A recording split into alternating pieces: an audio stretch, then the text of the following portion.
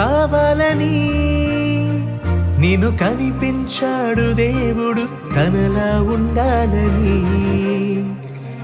అనుకున్నాడు దేవుడు, నువ్వు రావాలని. నిన్ను పుట్టించాడు దేవుడు, తనతో ఉంటావని. కష్టమైనా సహిస్తాడు, జగములైనా సృజిస్తాడు. ప్రేమతో నిన్ను కన్నాడు, నువ్వు దాటిపోవద్దని.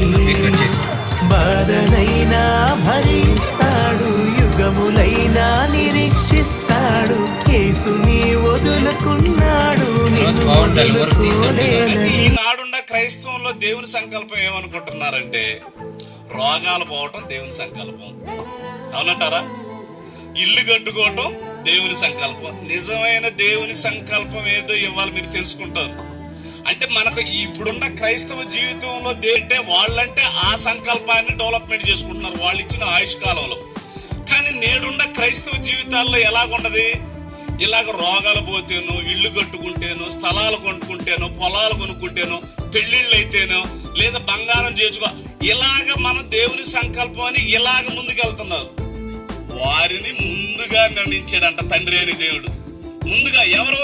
యేసుక్రీస్తుల వారంటే స్వరూపి. అంటే మనం ఏమనుకుంటాం అంటే కొన్ని వ్యక్తుల గురించి కానీ మన కుటుంబాల్లో కానీ ఏమనుకుంటాం, మనకన్నా తక్కువగా ఉంటేనే బాగుండు అనుకుంటాం.